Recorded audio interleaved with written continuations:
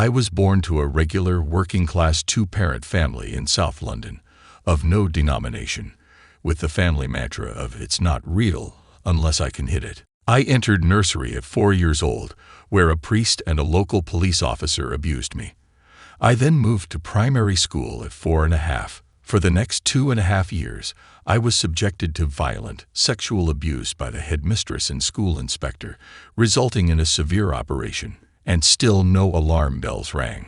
After moving home with my parents and going to a new school, we soon regretted the move as we had moved slap bang into the UK residential version of a war zone, with burnt-out cars in the garden, at least once a week, fights, shootings, grates, etc. An excellent example of how bad it was.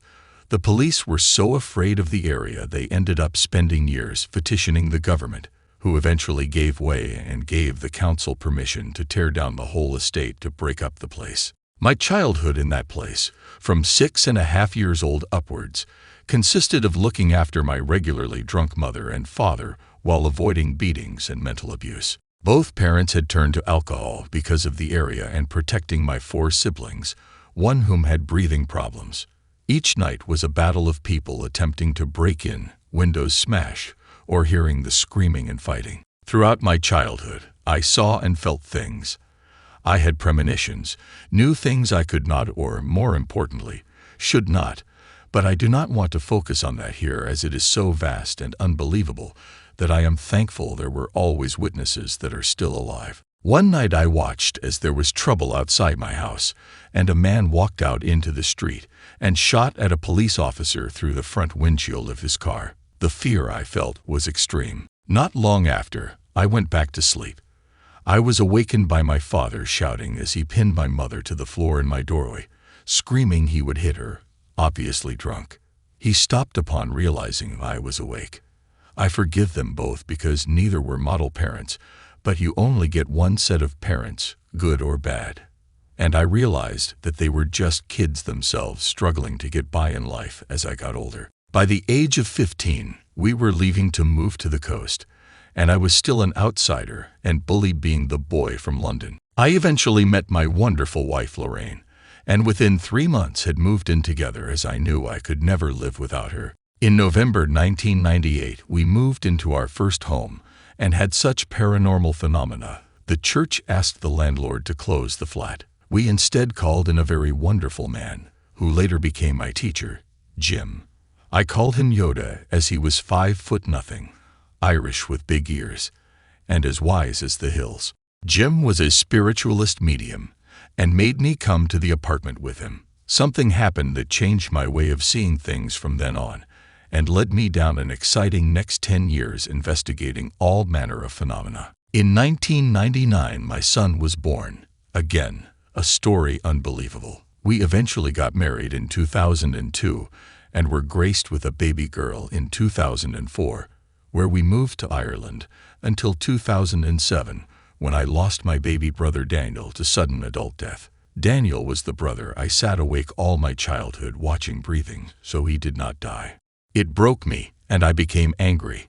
I left Ireland with my family and struggled to live from place to place on destruction mode. The pressure was building, and the anger I felt was unbelievable. I went into a doctor's surgery in May 2007 with a shoulder injury, and over the next 3 years, all my medical records were so severely mixed up that I ended up on 24 tablets that were not mine, plus dozens of procedures and tests. I also put on 10 stone and became more and more ill as the NHS told me the records were right despite knowing they were not. On 20th June 2009, I went to meditate on my bed. We lived with my one-day-to-be brother-in-law as we were homeless, and he had lost his mum. Since he was a child and Michael was best friends with my deceased brother, I had known him. So he had a place, we needed a home, and he wanted company, which helped us both. I laid on the bed and closed my eyes, and after a while, I saw a man's head appear before turning into a snake that made me wake up with a start. I made my way downstairs uneasy, as I would not say I like snakes. There was no TV at that time in the living room as we were getting one, so we ate and played cards. Around 11 p.m., we went to bed, and as my daughter had a cold, and so did my son. I slept in the single near the wall with the baby in with my wife, and my son on the single the other side of the room. At 3 a.m., I sat bolt upright as there was a light.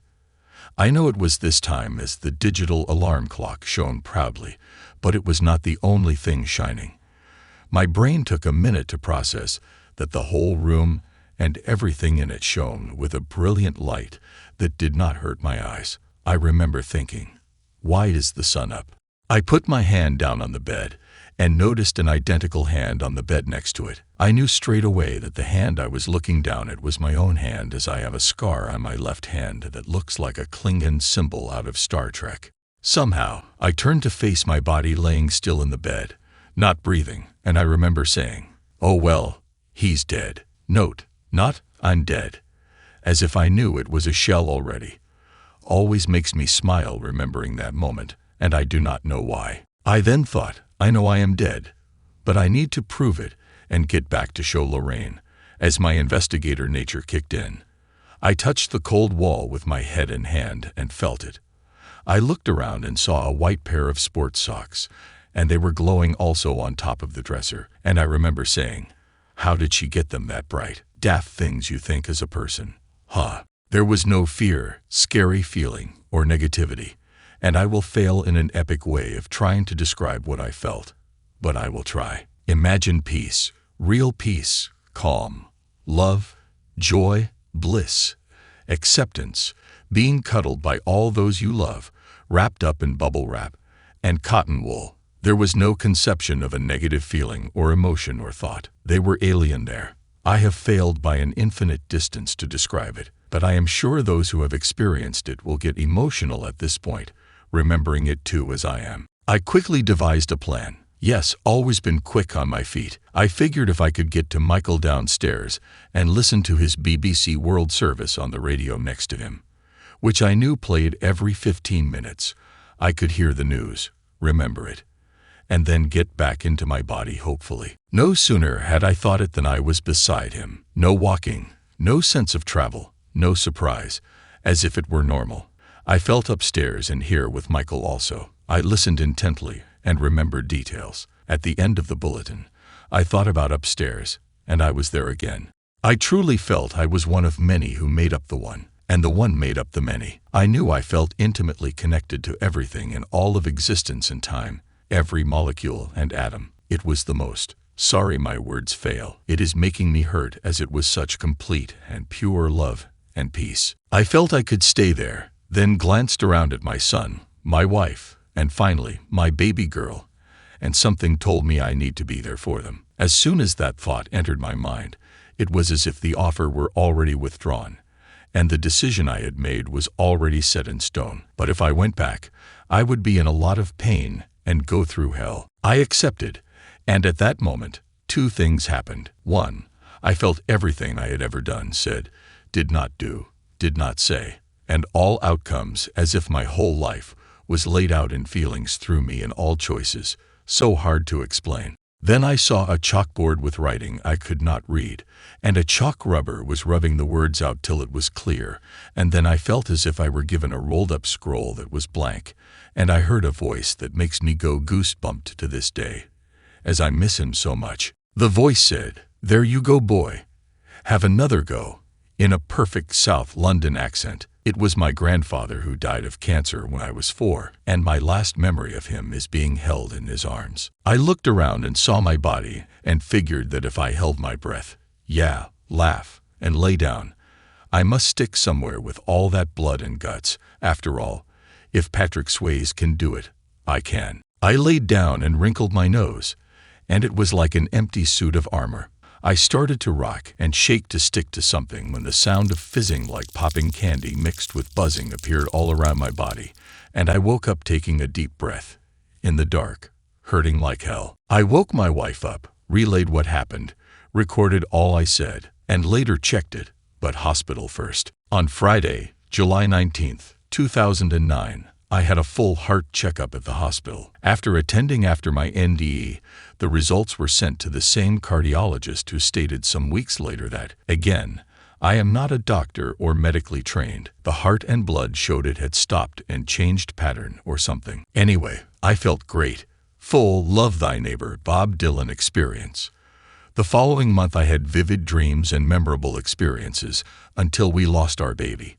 And I then have no memories until 2015. I spent 6 years on autopilot, a human shell, bedbound, and my wife and family kept me alive as the NHS continued to medicate and do treatments on me. I had multiple flashes of personality, but mostly was a scared child. In 2015, I came around and found myself in a strange house in an unfamiliar area and 39 stone. I lost 10 stone and stopped all drugs, and now I am fighting my way back. I educated both my children, one currently studying as a computer engineer and the other a nurse, and my wife is starting training as an accountant. So much love from them kept me alive, and I can never thank them enough. All I can do is give them all I am to push them, knowing I stay for them no matter the cost. I have no ego, no material needs, no interest in glory or anything.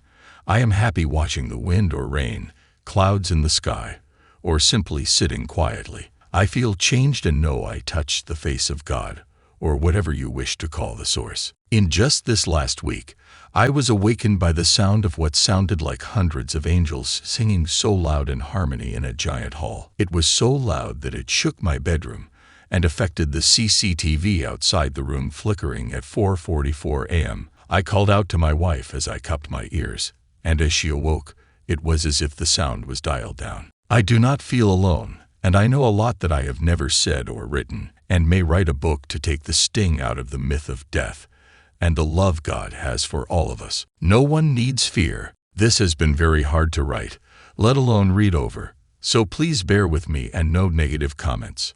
All I write is 100% truth and a great deal verifiable. I am writing as I struggle with my identity since my NDE, as I do not know who I am, as if the old me is someone I do not know or particularly like or understand. I want to meet others, to listen, make friends and learn, because unless you have experienced an NDE, you truly do not know or can imagine how it feels and how much it changes you and your very outlook on life. Which is funny, as I felt more alive there than here.